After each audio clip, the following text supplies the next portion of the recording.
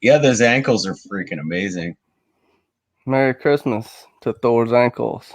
You Merry think Thor would Christmas. hit you with Mjolnir if you wished him a Merry Christmas? Or if you got shot with some mistletoe like Balder? You think that would do something to you? You think there's a connection there? I don't know. I'm just kind of going off right now. What's up? Johnny's just got a thing This for is your ankles. show. You gotta go ahead and introduce me. Why don't you, John? No. Well, hello everybody. I hope you're having a wonderful Christmas, or if Christmas is not what you celebrate or you celebrate nothing, I hope you're having a wonderful day. I have a very special guest to talk about the end of the world. This is Mr. Johnny Be Crazy of the House of the Conqueror. Uh, and I'll let him introduce himself because he's a legend. Thank you, the legend, the one, the only.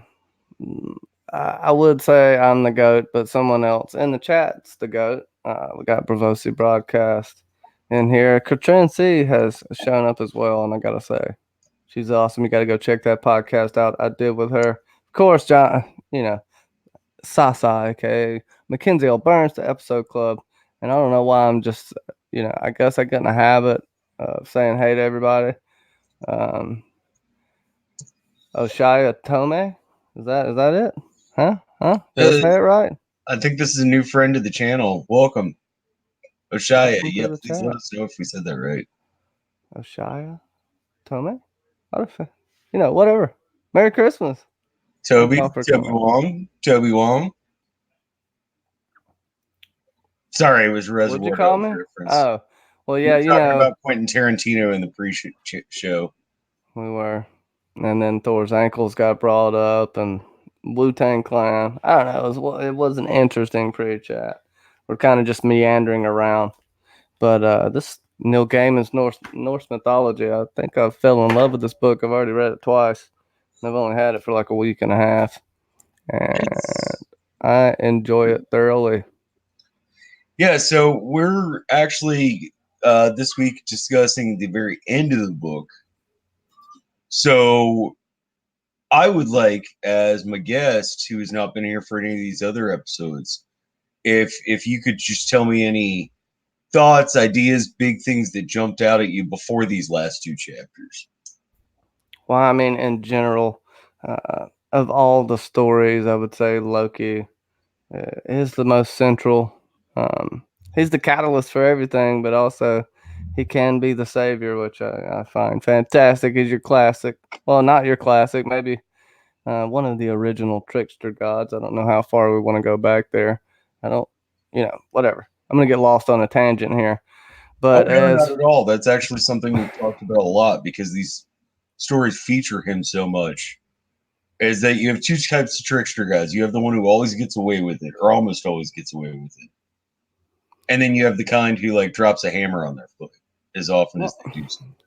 Loki always seems to have some type of consequence. For instance, when they were building the wall, when the giant was building the wall, the stranger, this whole time, Loki kind of talked him into it. He was actually just making sense at the time. How was he to know, or did he know, that it was a giant this whole time? He takes a really big sacrifice. He turns himself into a beautiful chestnut mare, and takes one for the team, so to speak. You could call him maybe the original prostitute. I don't know. I mean, we could go off on a tangent there, but the fastest horse known to mankind was created there. I can't remember the name because it's not. No, it's Svaldafari is the actual horse that Yes, had sex with Loki. But I can't remember the name of the horse he gave to Odin. But what's interesting as Slipnea. well is Slipnea is the name of the horse. if you okay, and you can, if you don't know this, I'm sure you know this, John, that Gandalf the Grey was written after Odin the Wanderer, and Shadowfax is Sleipnir, um, which is just really cool. Next time you read or watch Lord of the Rings, just think about Gandalf the Grey being Odin the Yeah, they're Wanderer. very romanticized, I would say, Oh yeah. conceptions of both Odin, particularly, and Sleipnea. But yeah, I definitely see the reference there. If you ever get the opportunity, Tolkien's Ring. Oh, I can't remember who wrote it. But it's a really great book that talks a lot about the different mythological influences that were on Tolkien's work. And I know you're reading his stuff right now. Oh yeah. Oh yeah. It's very pervasive so far, and it's amazing how much George R. R. Martin just copied. And he just basically took so many names, Shade of the Evening, just all kinds of stuff. When Frodo is going through when he gets pierced by the dagger from the one of the black riders, not From being the racist, Ring okay, Race, the ring race, yes. the Morgul boys. And Yeah. he's hallucinating, and he keeps talking about the shade of the evening. I'm like, there you go. There's where Jerm got that from. And there's just a lot of things there, and I'm only like, I never picked up on that. uh, it's probably because I've read so much of Song of Ice and Fire and I've memorized that shit. Right? No, But that's it's awesome. interesting when you go back and look at how much terminology and stuff that George uses. Not to take any credit away from George. Every author pulls from something. There's no way that you can be completely original with anything anymore. Especially if you've read anything before you write something, it's always going to be there in the back of your brain. It kind of imprints there. So, Oh yeah, Neil Gaiman actually. He got about halfway through The Hero with 1,000 Faces when he was in his 20s. And he said, I mm. had to put it down because this is too much like I think.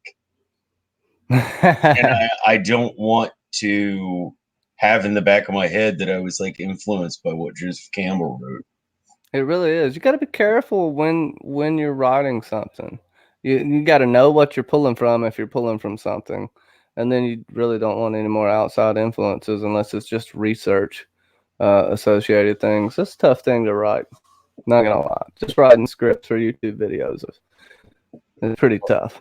So a Even though I'm couple things okay at it, in it the takes me a few months. chat.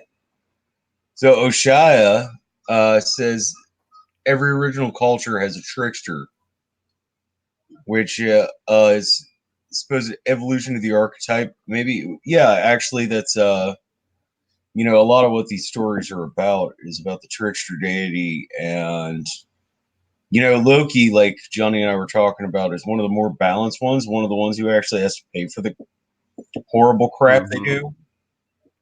Well, he's also an excuse, right? His excuse for why bad things happen. Back in, you could even like Lilith is a classic example of this. If you didn't know, besides Adam and Eve, there was another. And well, according to some myth or text, depends on what you believe, there was another woman created before Eve, which was Lilith, but she was created as equal. And anyways, it's a big old story, but she was responsible for why babies died, like the sudden infant death syndrome, and things like that. And I think Loki is why bad things happen, because bad things can happen for good reasons, and you see the moral of the story. And he's really used for the crux of the morals of all the stories. Like that's why the original anti-hero is probably what I would more class that. Interesting, especially in this version of what we're reading in Gaiman's. I would call him an anti-hero till the end. Yeah, Oshaya also brings up both Prometheus and she brought up Coyote, Oh, which very nice. are also trickster gods that um, shoot themselves in the foot half the time. But they're the impetus of change, whether it's a trickster god that's successful or one that's unsuccessful in their quest to do whatever crazy idea they have up their sleeve that today. Like they're always an impetus of change. So, like you were saying earlier, like a creation and a destruction deity. And Yeah. I'm totally gonna troll Mackenzie here because A Song of Ice and Fire is like the more adult version of The Lord of the Rings. No, actually, The Lord of the Rings is a much more adult version of A It's a Song much of Ice and tougher Fire. read, I'll tell you that much for sure. It's Because you think you adults got don't need boobies every other page. hey, there you go. And they're not necessarily boobies every other page of A Song of Ice and Fire, but the show kind of just, well, me and John did recreate the Renly and Loris shaving scene, and that was like one of the highlights of my entire life. Merry Christmas, y'all. Some TV majors in the chat.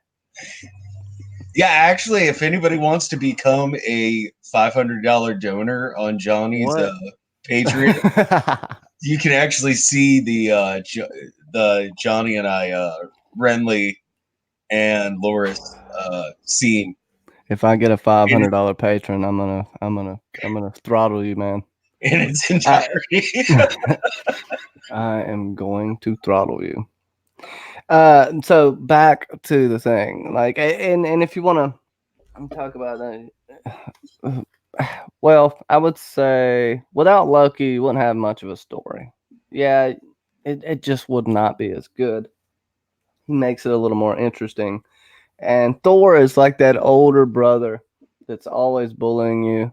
I mean, he has some sense of righteousness and what's right and wrong, but he mainly follows what others say. He's there when people need him. He has Mjolnir, his beautiful hammer. That It's a beautiful it's hammer with a short, very short handle. very, very short. The shaft is short, but you know what? It's not all about the size, y'all. And Thor has definitely proved that throughout eons.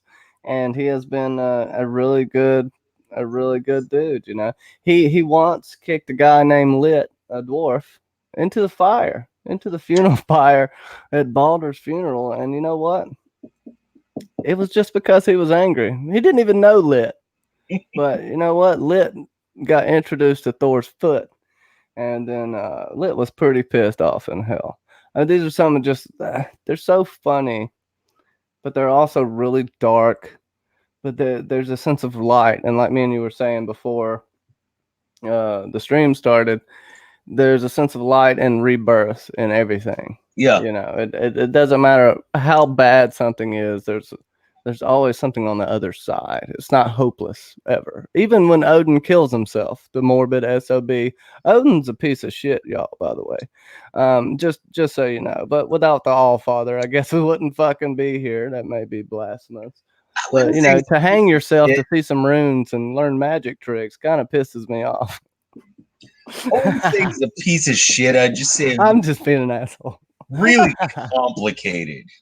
Kind of like Loki. Like he's it's honestly it's really interesting the dichotomy between Odin and Loki because Votan can control himself. Kind of like what I was talking about earlier about like trickster gods that screw themselves more often than the other people, and but regardless, they're an instrument of change. Like Votan actually has a bit of wisdom and can think about what he's doing before he does it. Whereas Loki's just like, oh, hey, this sounds like a good idea. Like Loki's your cousin with Asperger's syndrome.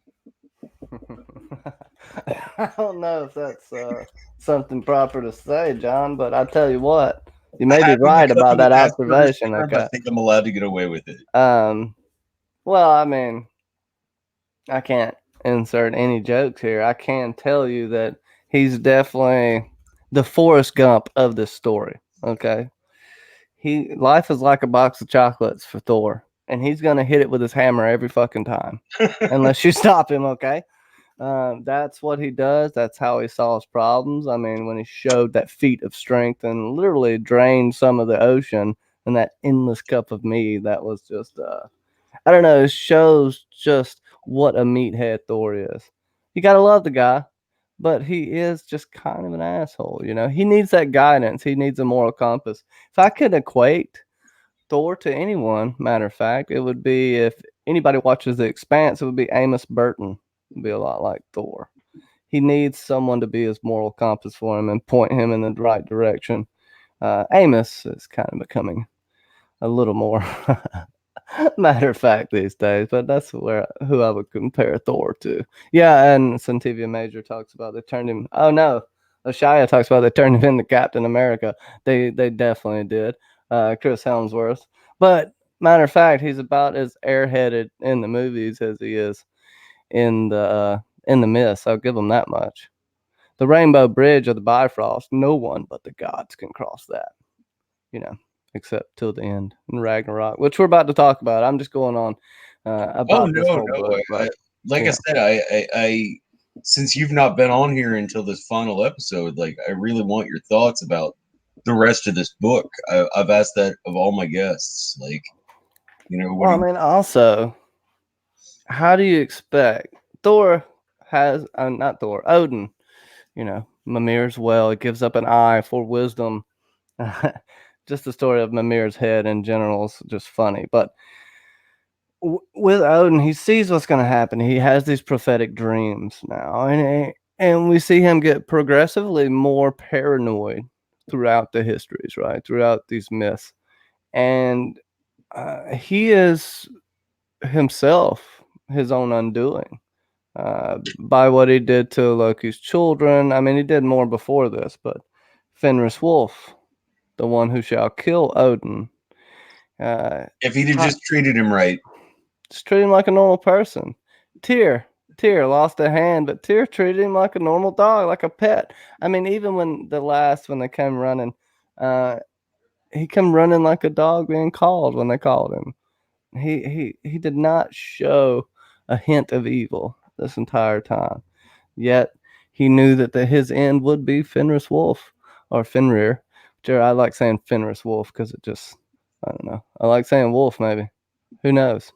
since he Uh, has a Norse reference. yeah, it's really good, man. Um, what was I saying? Oh, yeah. But Odin ends up being his own demise. And, the gods do have a thing for torture, as you see. They are supposed to be what's good. But what I like here is Hel, which is one of Loki's children, with a frost giant, if I'm correct. He was cheating on his wife. Thor doesn't, Odin can't have this. Hey, how you going to cheat on your wife? You make 3 kids. Huh? Come on, you didn't tell me about your kids. Your kids that was going to kill me, man. Come on now. What's wrong with you, Loki? And then so he's got to bring them back and lock them up. Jormungandr, whatever you want to say. It depends how you're pronouncing it. I can't really ever say it right. But the Midgard serpent, that's a better way for me to pronounce it since I'm a southern hick bastard. The story of it being at the bottom of the ocean, just waiting, and when Thor catches it, it goes fishing with it. I don't know. It's all cyclical, but basically, what Odin did to Loki's kids set up everything, and then to as we get into the imprisonment of Loki, to be bound up with your son's intestines, and then your own son dripping its poisonous venom above you while your Well, yeah, wife can either be if there or if not. you go through the whole story, like, yeah, Loki was an asshole drunk last night. Let him work off his hangover. Come tell everybody he's sorry, and then whatever. You don't have to do all these horrible things to him, and because it's the creation of your own destiny. Well, what's even awful about it is that the gods snickered. The gods were pleased with themselves. The gods laughed.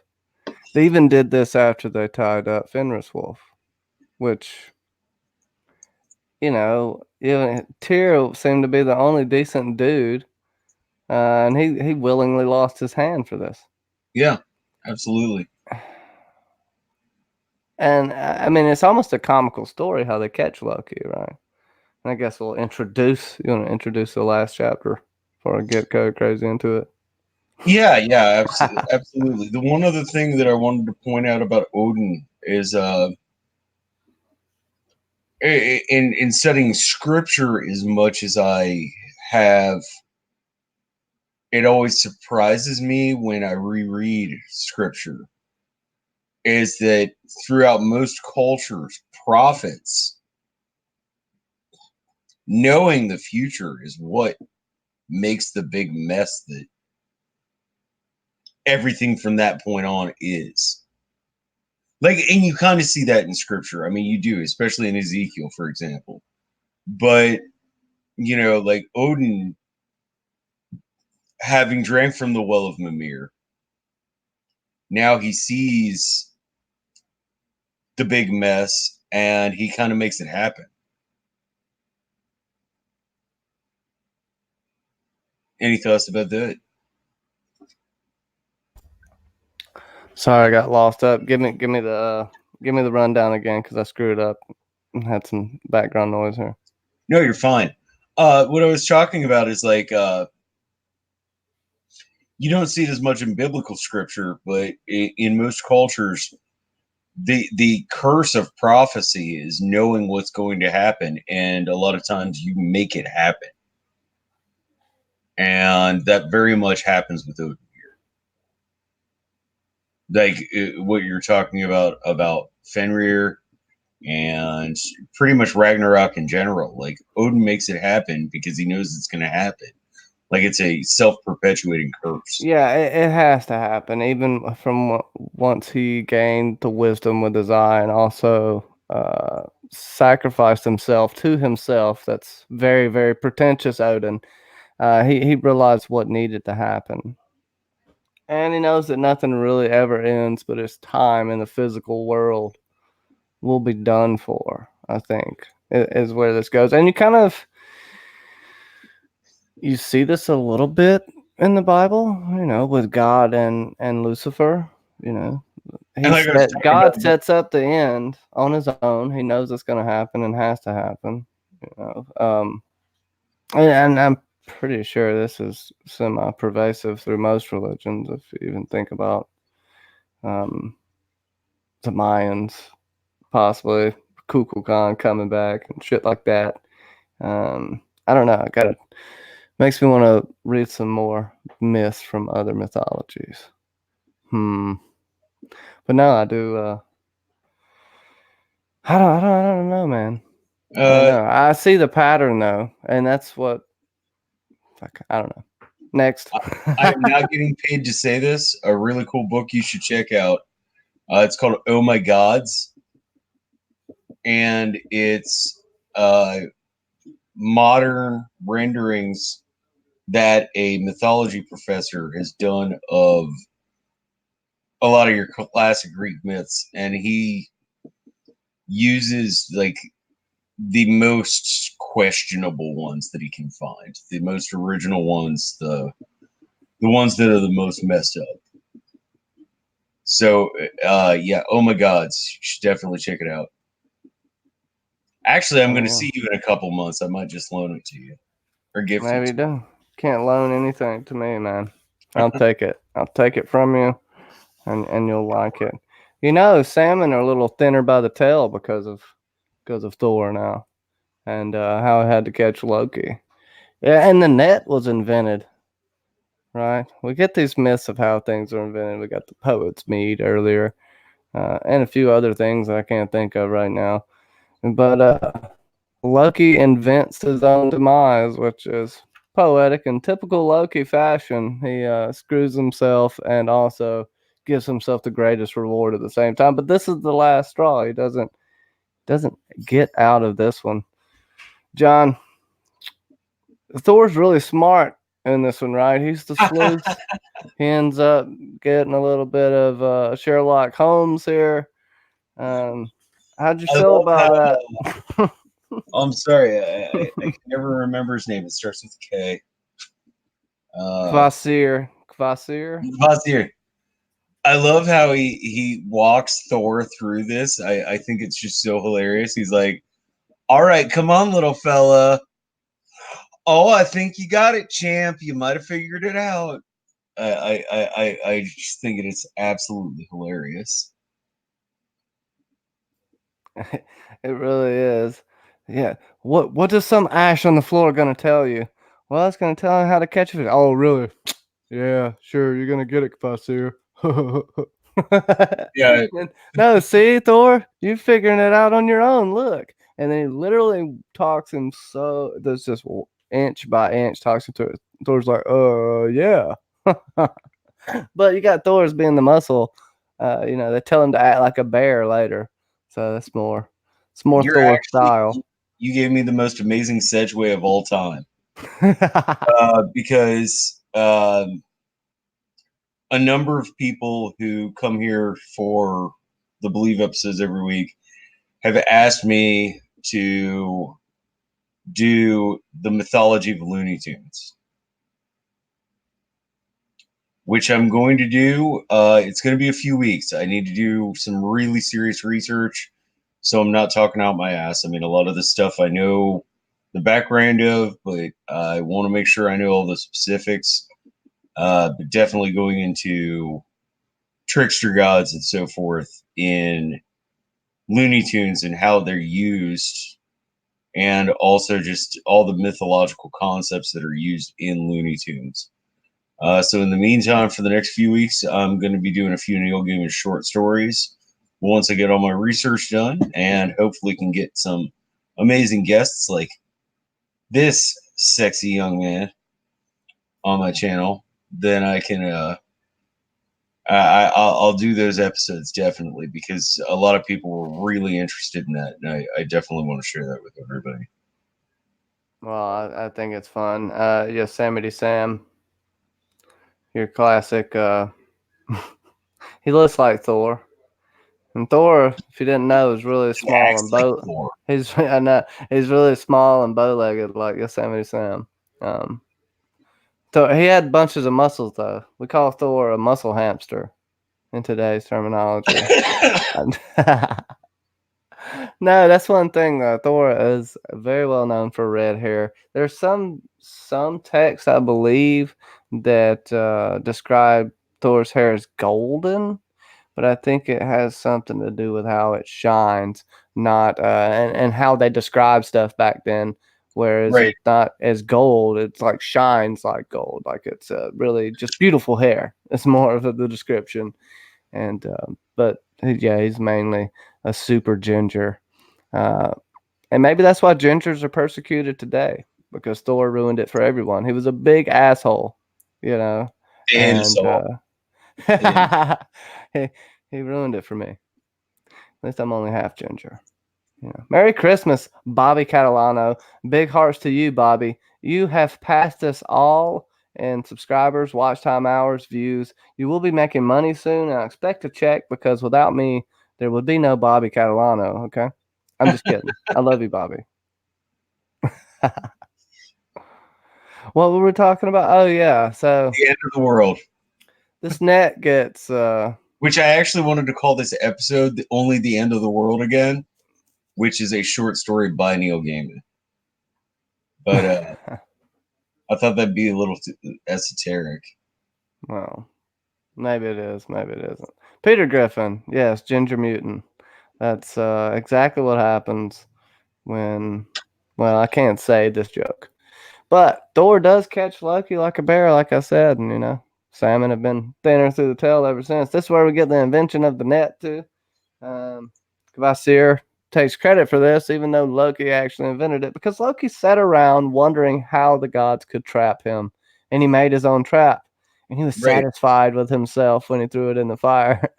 But the ashes, which went over, it took a while to explain that to Thor, but Oh, I we'll mean get that it later. pretty much sums up Loki stories. Like he figures out how to trap himself, and then he's satisfied with the result. That, not just Loki stories, like trickster stories in general. Yeah, I mean, he just has this certain narcissism that you can only find in a really good serial killer. So that's but Lucky doesn't portray himself like that. I think he creates problems so he can fix it, so he wants to feel important. That's my like generalization of what Loki's motivations are. He wants people to be happy with him, but also I don't know. He wants to be the cause of everything. He's that fucking narcissistic. you know, I want to be the Right. cause and I want to be the solution for this. I And want to be just the because I think solution, it's so funny, therefore I will make the cause. like him taking Sif's hair. He just did that because he thought it was funny. But if he It wouldn't was have took Sif's funny. hair, if he wouldn't have took Sif's hair, they're gonna think she had sex with someone she shouldn't have sex with. That's what Thor says. Like one of the first things Thor Or It Sif. was funny. If you and I knew Sif and somebody took all her hair and she comes out all like bald and But like he took it from the root too, though. yeah, exactly. Like she comes It'll out. never grow back, Thor. Like, I don't know. I guess I give that That'd Thor be, a little bit of that'd be a credit for little not funny, killing him then. dude. You would totally laugh. But there wouldn't be you wouldn't have Mjolnir. You wouldn't have fucking the ship I can't think of right now that folds up. Phrase ship, the boat that folds up. Yeah, I Second can't largest remember the ship of all name. time. We'll So be many talking about names. the largest ship of all time in a moment. Made out of the fingernails of all the Disgusting thing dead. ever. Uh, It really is. Do you think how many do you think that boat has athlete's foot? That's a really big question.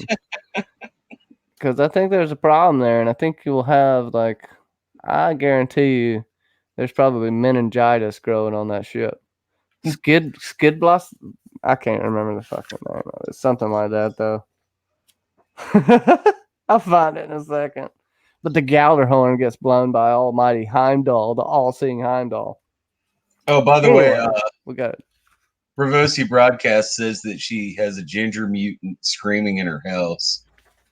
I don't necessarily believe that. I mean, it's your fault. You created the ginger mutant.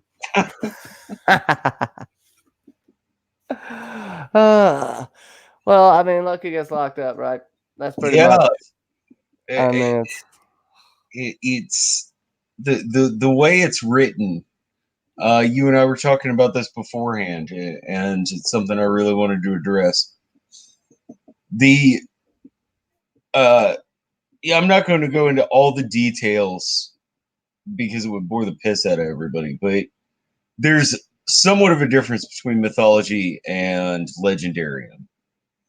And mythology is, where it's actually like written and recorded, and it's made to sound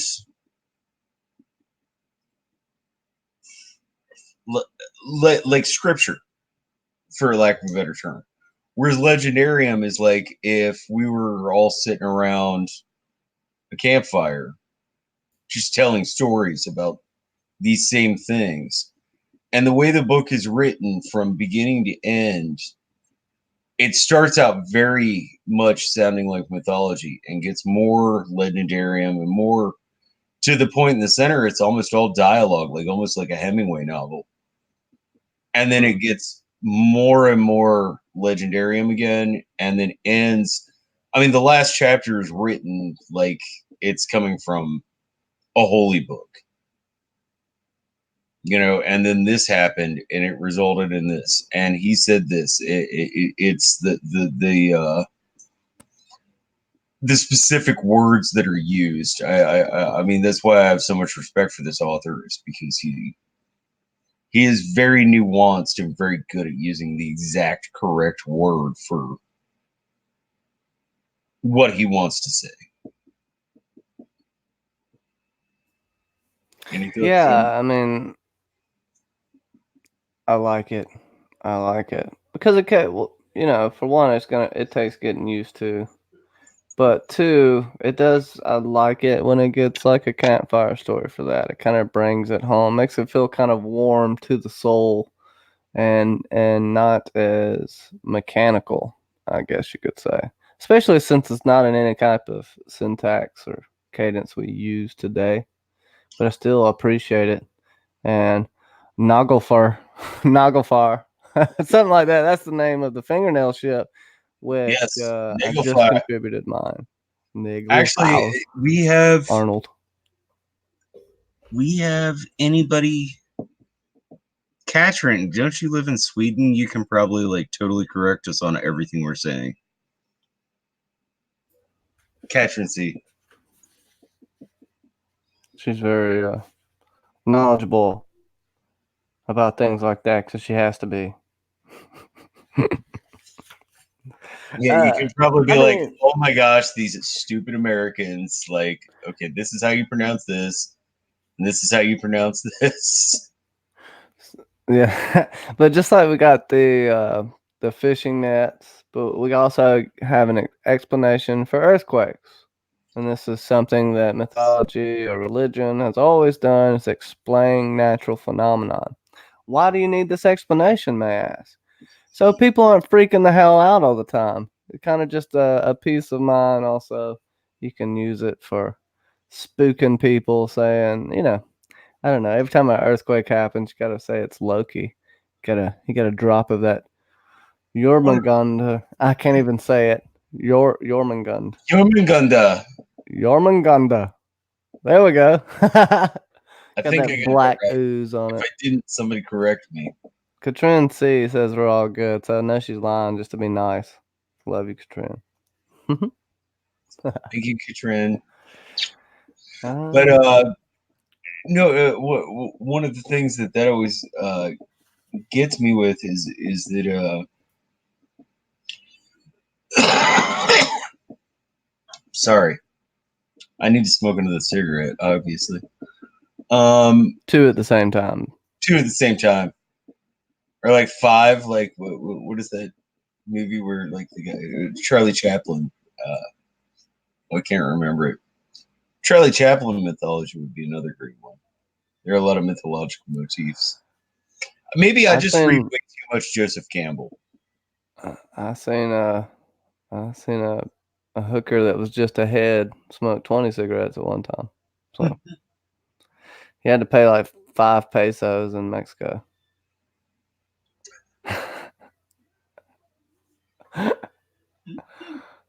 Mm. Well, a little bit of snake juice dripping on your face. I would say that is definitely erotica. Uh, a little bit of BDM. But BDSM? honestly, you get tied down with your son. Okay, your natural born son's with an Assyr god.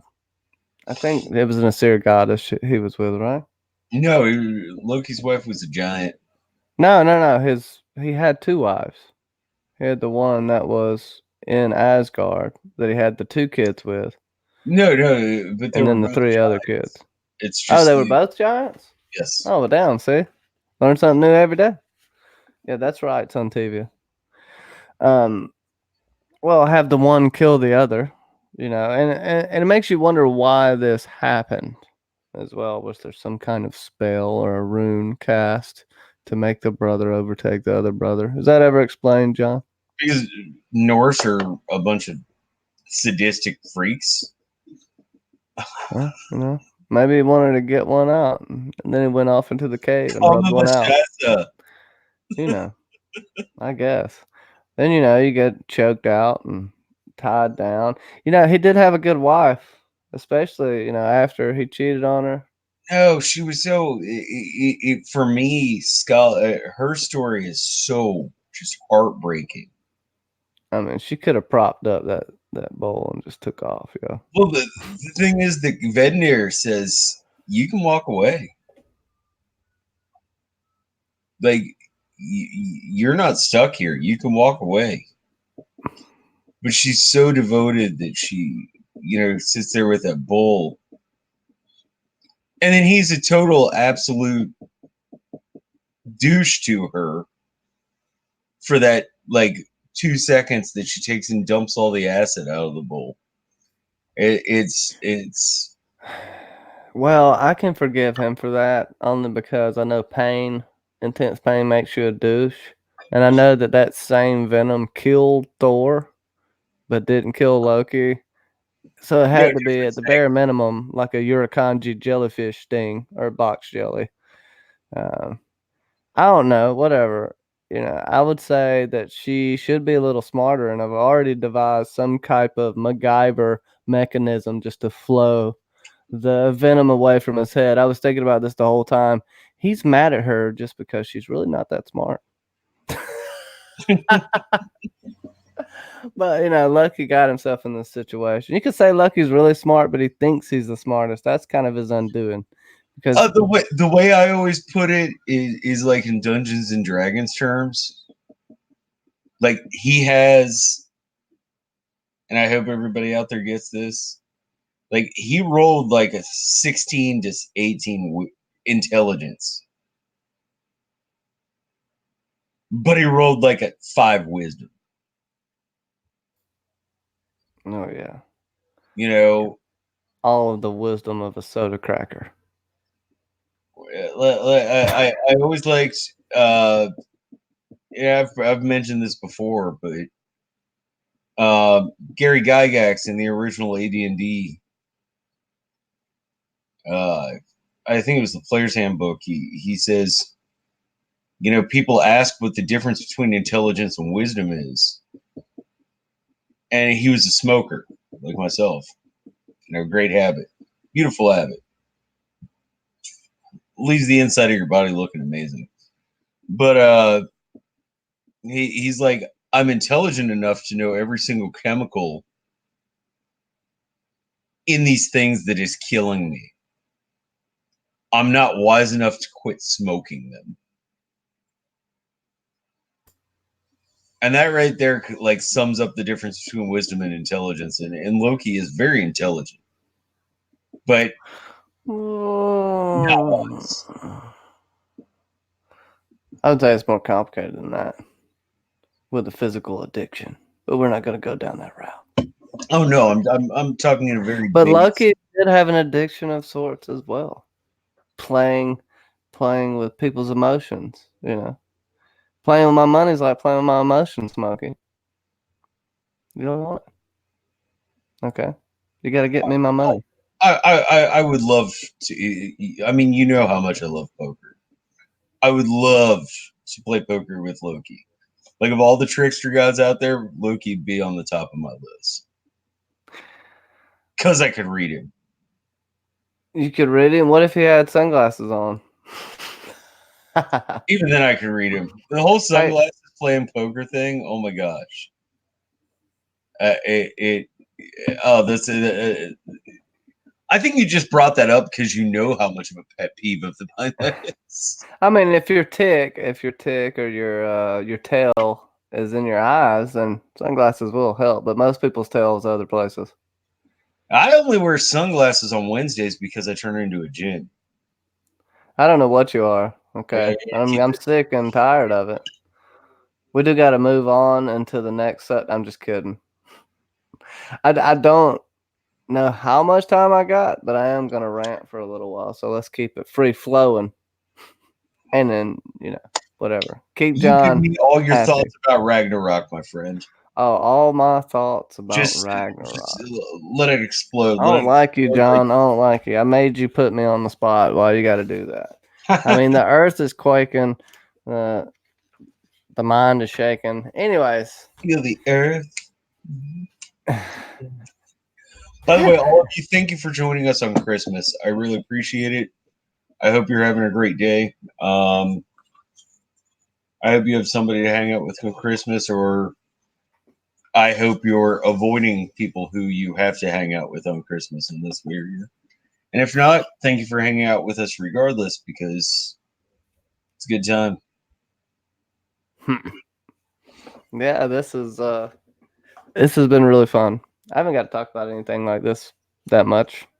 Been more over into the other fictional side and watching a bunch of TV shows like an asshole. But Ragnarok is coming. The winter that never ends. The winter of the winter where wolves prey upon men. Sister fights sister in bloody battles. Brother Yeah. kills brother. Mothers kill their children. And summer never comes again. This is when the gods and the undead and the giants and Loki's children will battle and defeat the gods, defeat the Asir. I read this book this one time and it like had a lot of those ideas in it. It was just written like, a good 1,500 years after. I can't remember what it was called. I don't know. Or maybe there were a few books. Like maybe It five. might be. People may have sick of this. I mean, there's winter is coming. Um, and German's a notorious thief that we love. So just it does sound a lot You like know, a bunch of different things, yeah, honestly. I wasn't trying to sound shady. George R. R. Martin, one thing I have to say about him as a writer, he is always giving credit where he's like, I got this idea from so and so. Like he's never been like, oh yeah, this is my big tremendous original idea, and Yeah, I came up with all of it. And, Look, I tell you, there's some people like that we know very well that oh say they yes, came up with everything. That actually they were the first person to fart, and you know what? That's a prestigious honor if you can be the first person to ever pass wind and claim it. Um, I know a few people like that, and they're vying for the title of King Douchebag. You know who you are, okay? I don't even gotta say nothing. You know who you are. Okay. Um, you live in the South. You live around like you live where they have good soul food. Yeah, I can't think of anybody who was the original person to fart in the past like 500 years. Because I know you have like great fucking beans and rice down there. I mean, it's all right. It's pretty good. We got better like tater salad and grits and dressing. Chillins. I don't. Fuck that, man. Chitlins stink so bad when you're cooking them. No, man. No.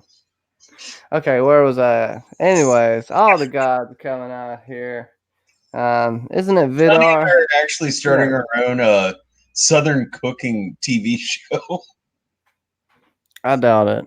It's called Balls and Malls, Balls and something like balls. that. Um, oh yeah, pecan pie. Yeah, thanks, Pervasive Broadcast, prying up into my life and shit. Um, but Fenris Wolf breaks his shackles, gets out. I can't remember exactly what happens. Loki escapes. Jormungandr, or whatever you want to fucking call him, uh, pulls about a mile of himself out of the sea up onto the beach. Where is this? Where is this battle taking place? I gotta remember the name of this. Because Heimdall blows his On horn the and edge of wakes the Asgard with god. Midgard. What'd you call me?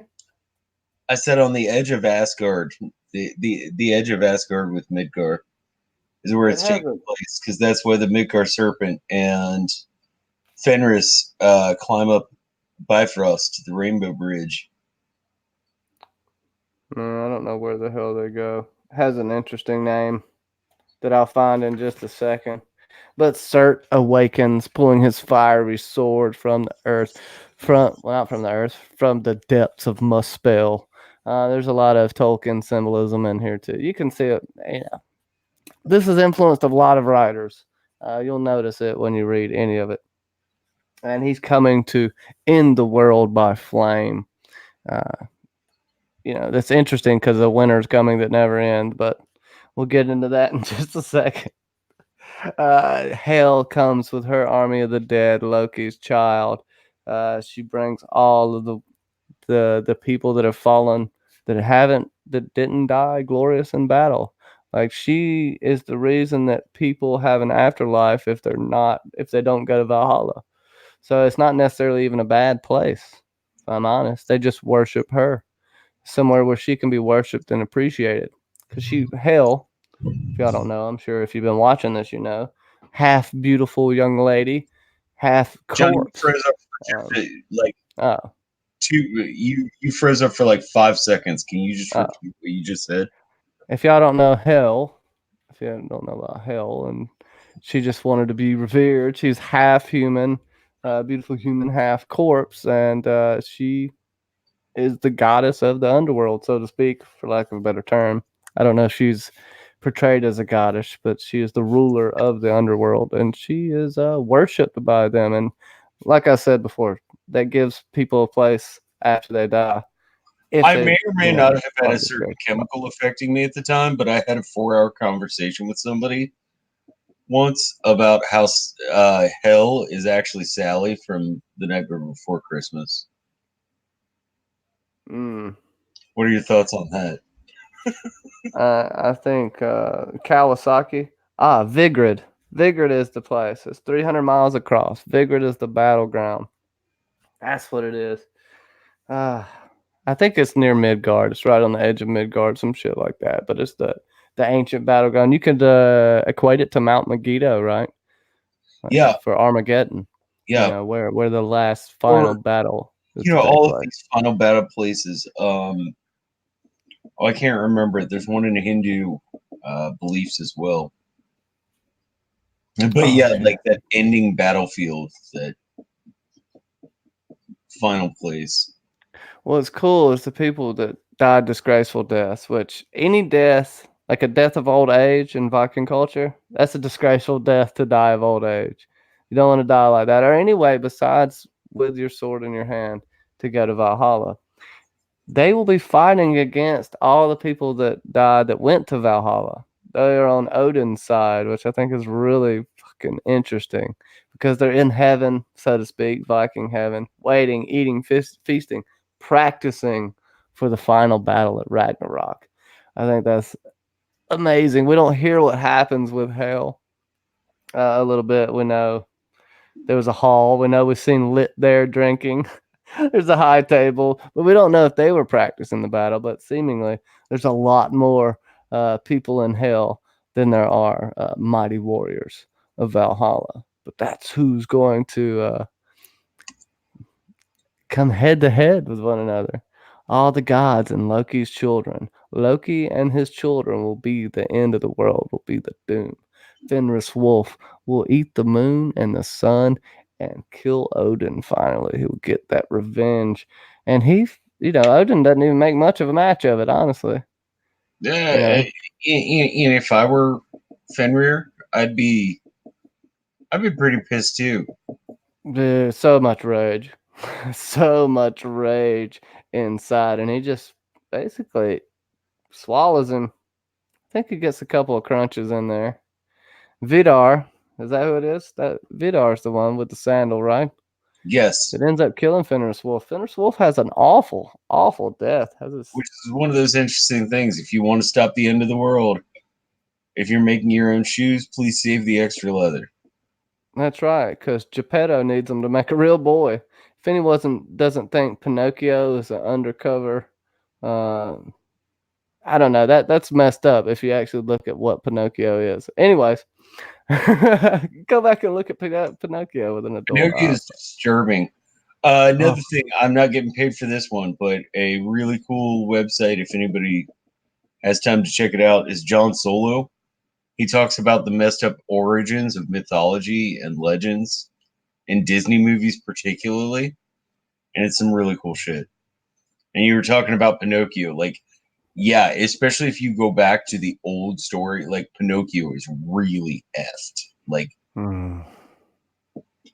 Like there was one time that I was on about four different chemicals that I'm not going to say on the internet, and I think I might have thought of something remotely as messed up as Pinocchio, but Yeah, whatever, man. even then, Sasa. it took a lot of work. The episode club is spamming. What's wrong? What's wrong with your phone, Sasa? See her there. Let me see. Or maybe she just needed to put that 4 times. Probably not though. I gotta make fun of her. Yeah, the legions of hell. And Lucky will become well, he's not actually flying the ship or captain of the ship. He's commanding the ship, so to speak. uh, Naglfar or Naglfar, Naglfar, whatever you want to say. I'm just a country hick that doesn't know what the hell he's talking about. But he's going to be flinging sharp toenails at everyone. Can you imagine this? Okay, this is going to be the worst dart you ever get. You will die of gangrene before you're able to pull the fingernail out of your neck. It's going to be a tough, tough event. Thor gets to finally face off against the Midgard serpent, and Wallop seemed pretty damn good. Single blow with a hammer. Thor does not have many problems until he gets sprayed with the squirt of all squirts, that black goo that Yeah, comes out of the Midgard serpent's pus holes. I want to make an art film called Thor's Last Money Shot. It'd be like an art film. Thor Thor's final facial. I'd That's have what to you do should call it. it. I'd have to do it like Swiss, and it would have to Yeah. be black and white, and there would be like just some really weird. Yeah, it'd just be like 30 minutes of weirdness. You should use like a clip from an old John Carpenter film. Somebody melting. That'd be your perfect thing. Going there. For the win. Bacon spatter, says Dark Mother. And I know, you know what? There was a bunch of bacon being cooked this morning. And sometimes I just put my face down there just to feel the pain, to feel like I'm still alive. Heimdall, blows the Gallarhorn. Heimdall has the final battle, in a sense, with Loki. Yeah, and Loki calls him out. He's like, yeah, so how was it watching all your friends die? And he's like, you know what? I've seen this a few times already, and I've came to terms with it. Okay, I'm tired of your judgment, Loki. I can see farther than you, Loki. I can see farther than you. I like that. Further than you is brilliant. That whole, like, I think it's like 3 paragraphs where Heimdall is talking about how he can see further than Loki, and I just think it's absolutely brilliant. They basically kill each other like the Cargill twins. They die in each other's arms. I can just imagine this really sexy scene with Heimdall and Loki just getting really, really, really intense and heated. People are like, what are you talking about? Well, I'm talking about Surt is still blazing the world up. They become nothing but ashes anyway, and that's the end of Brokeback Mountain 2 Loki edition. But how does the story end? Seta, he, you know, everybody's dead, and he raises his sword. But you have the survivors. You do, you do. From this sacred ash tree, you have life and life's yearning that come forth. The female is life, of course, the bringer of life, and life's yearning is male, and that's a pretty good description of a horny dude. Life's yearning makes perfect sense to me. You have to have a rebirth. Surt destroyed the world for it to be born again. Yggdrasil, the world tree, cannot be destroyed. This is one thing that Odin saw as well. But Yggdrasil is infinite. Yggdrasil will forever be. Cycles will change, and you have Baldur's back, and he actually gets to live again. So his death means something. You have Vidar and Valley, which are Odin's sons that are left right now, besides the ones we know. And then Thor's sons, Modi and Magni. Is that it? Magni, yeah. Modi and Magni are left. And these are the gods that remake the world here. Um, And and I Baldur don't. actually figures into a lot of things in Gaiman's work. Um, I always find it interesting that somebody who was from a Jewish family who was raised as a Scientologist doesn't practice either, but was raised in both of those ways, has this motif throughout his work of a god of rebirth, like of a Balder or a Jesus Christ or a Osiris. Has this concept in so much of his work. I've always found that extremely interesting. Yeah, I didn't even think about it like that. But Balder does go through a sacrifice and rebirth, at the killing of betrayed. Look, the more I read old mythologies, the more I begin to think Christianity's. Sorry, not Christianity. The more I begin to think the Bible is just a bunch of plagiarized pagan stories. I know I'm being blasphemous right now, but there's so many connections. But I wanted to have maybe on Christmas Day, you know. I know, right? I'm not trying. I'm just saying, but maybe. Our circle of Hold on. creators, I'm pretty sure I'm the most religious. Hold on. Let me redeem myself here. But maybe just all religions come from the same thing. And these are just different tweaked versions because everything gets tweaked over time. The first stories were told by word of mouth, and then they eventually translated to writing, depending on who you have writing the story. Some people embellish it, some people don't write as many details. It just depends. So you will see if you look into any religion, you will see so many different connections. Buddhism has many different connections. Which, Uh, well, it also gets back to the whole concept that there's universal mythology. I mean, you know how much really, I'm into truly. Campbell, but you have these stories that are like, in a lot of ways, 80 to 90% the same story told all over the world with cultures that, unless you are a really big fan of George Sokolos and Dave Childress, you're pretty sure that these were not all people who knew each other. Well, my giant forehead tells me it's aliens. That's what Giorgio would say. Giorgio's not saying it's aliens, but he's definitely saying it's aliens. Okay. I'm not saying it, but it's definitely aliens. Right. I do think it may, that's a good point, Ashaya, that reinterpreted or mixed in because if you look at the history of Christianity in general, to convert people to convert a lot of people when a religion comes into a place or someone's colonizing someone, you have to take up traditions from the local religion to make the assimilation easier, for lack of a better term. If that's why you'll see mirroring of religions from all over the world, kind of in the Bible, especially in the New Testament, when they were getting later on.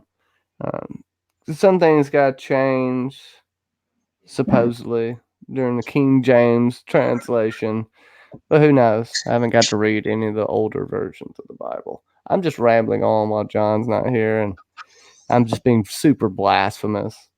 But who knows? Yeah. I don't know. I No, just like thinking about it and talking it out. I'm not even saying that it's wrong. I don't even know, really. well, that's why It's half of interesting.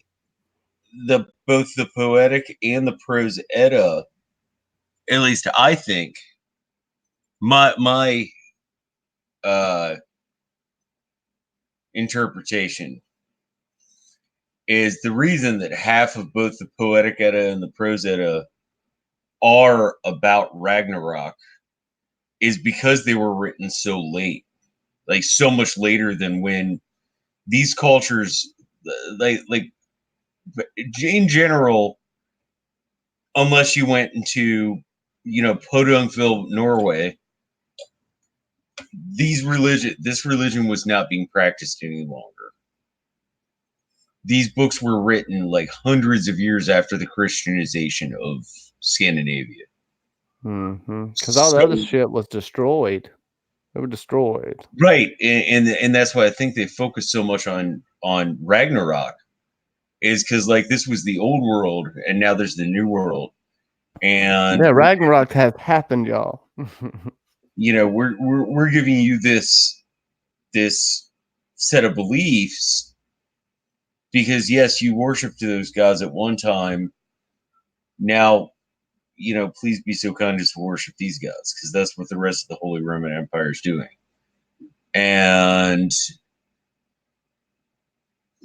it the interpretive different. I think that's why uh, both of those books, which is 95% of what our knowledge of Norse mythology is taken from.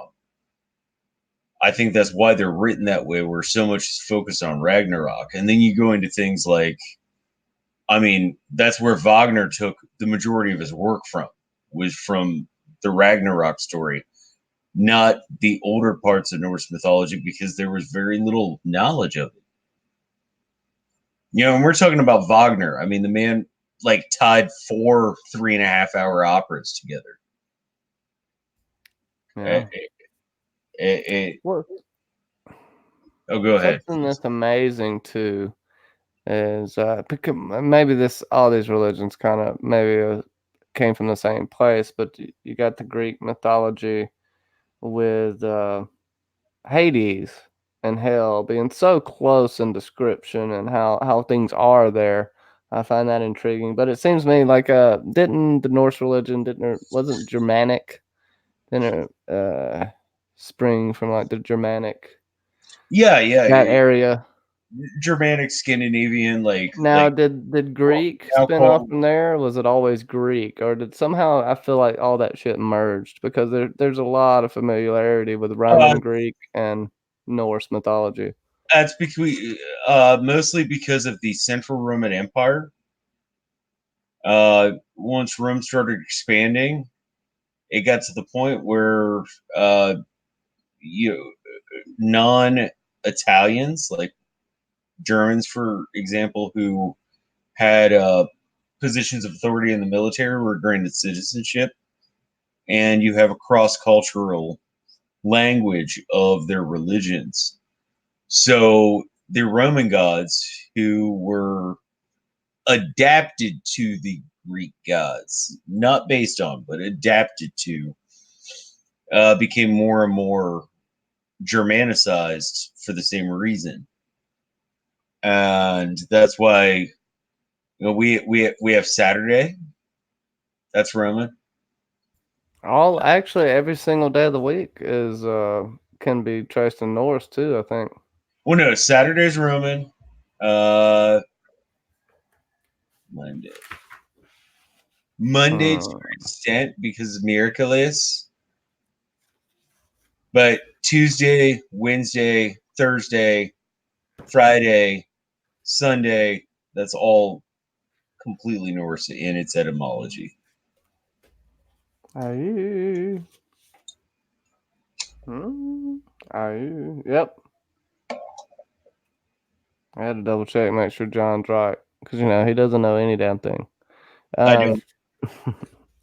but it ends I up mean, the I do gods. because Okay, I drink and I do things. so let me get my thoughts on the ending of this. We got Vidar and Valley and Modi and Magni and Balder, and we see them pick up this chess piece. Is it Loki? Is it Odin? Who's the chess piece they pick up? Balder funds the first chess piece and it's Thor. Oh, it's Thor. Okay, with his mighty hammer, and then they end up making this whole chess set.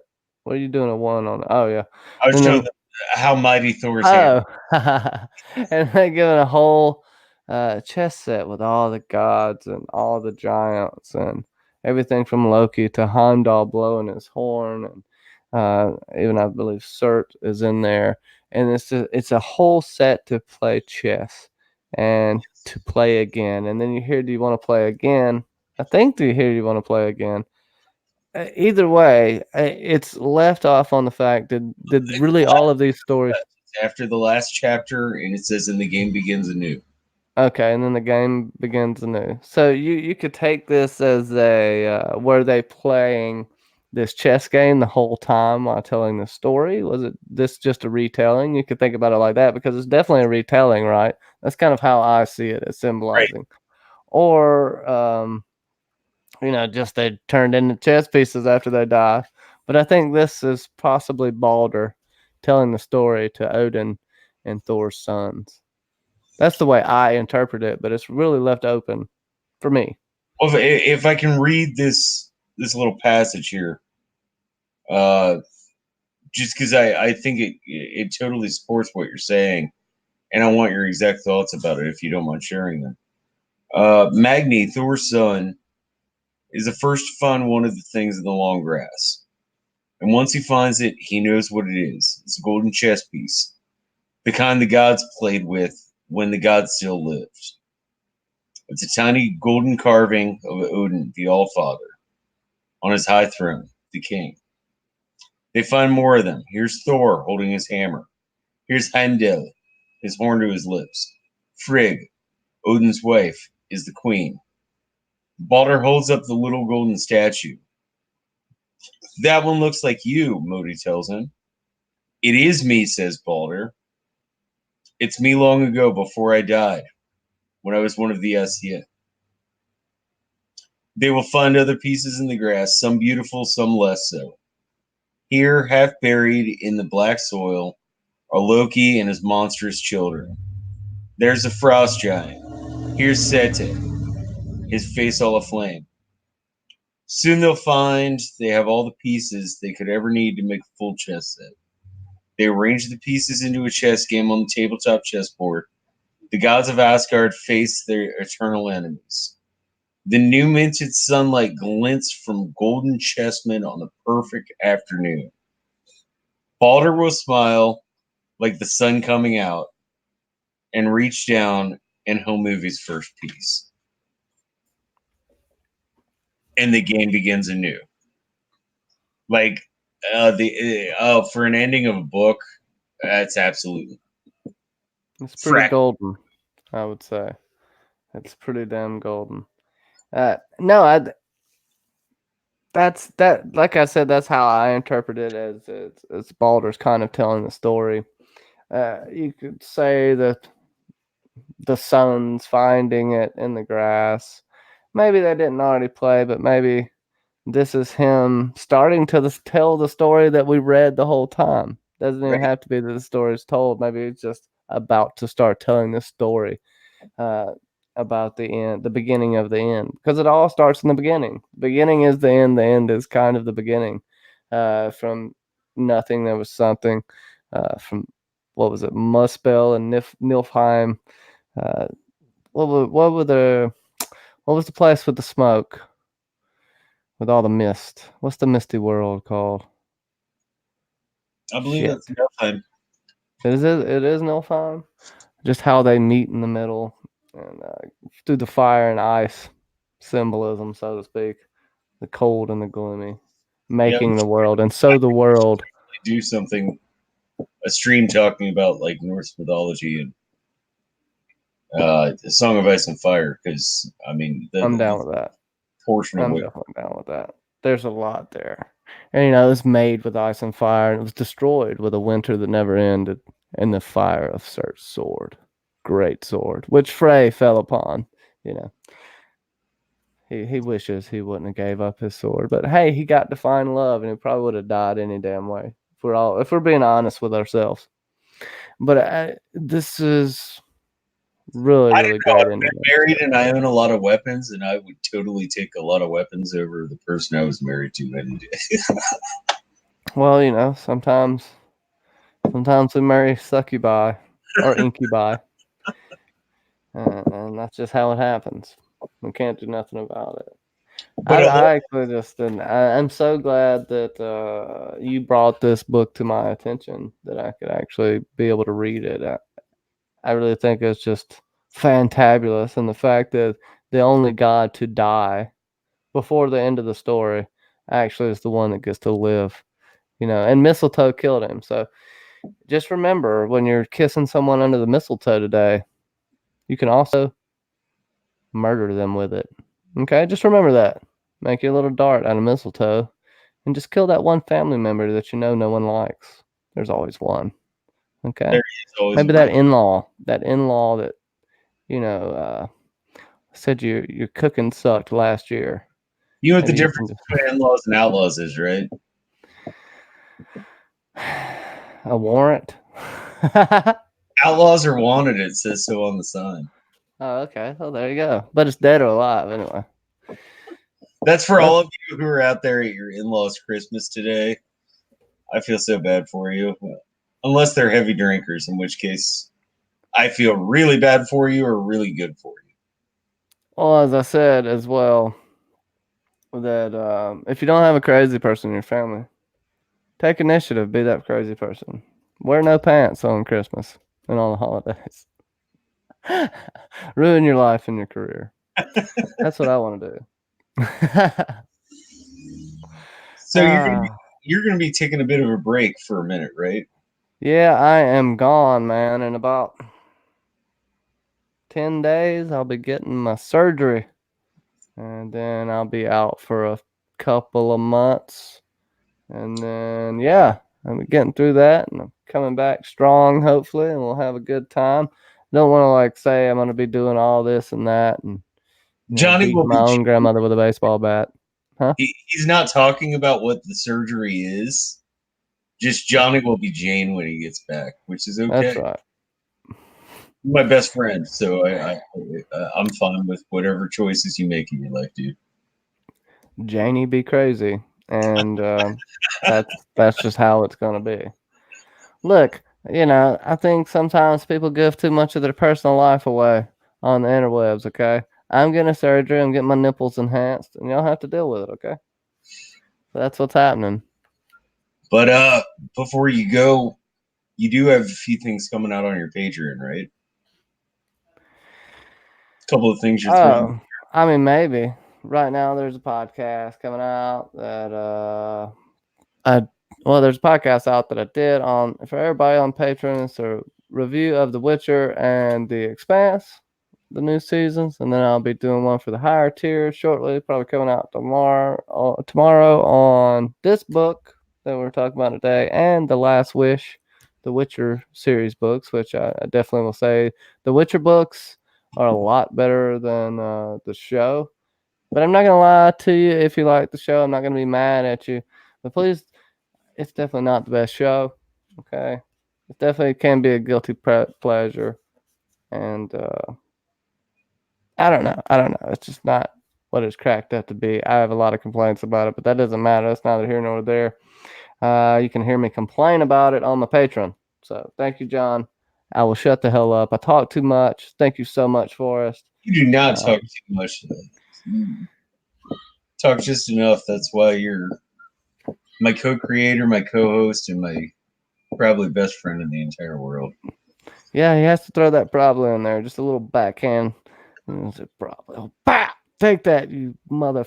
But stuff. No, I appreciate you, John. You're my No, Merry home Christmas, man. slice for life, bro. And hopefully we'll be rocking Ice and Fire Con. Gotta still working that out. I got my ticket money though, so I got that worked out. And then I hear that it's almost like Woodstock, so I need to not bring deodorant. Patchouli oil is a must. Can you imagine And without deodorant and fuck. like You know how bad it stank at Woodstock? a Man, I top bet it and like Wednesday, it smelled like rancid tuna and really bad armpits. but in general, oh my gosh. It I had to have a be awful. I coworker. I have mean, the a one coworker thing is, who you has. get used to the smell after a while. I'm sorry. Well, at Woodstock, you get used to the smell after a couple of hours. So I don't know. maybe it depends if you go into newer and more intense smells. I don't know what we're talking about here, but please, everyone, shave your butthole. That's what we're getting at.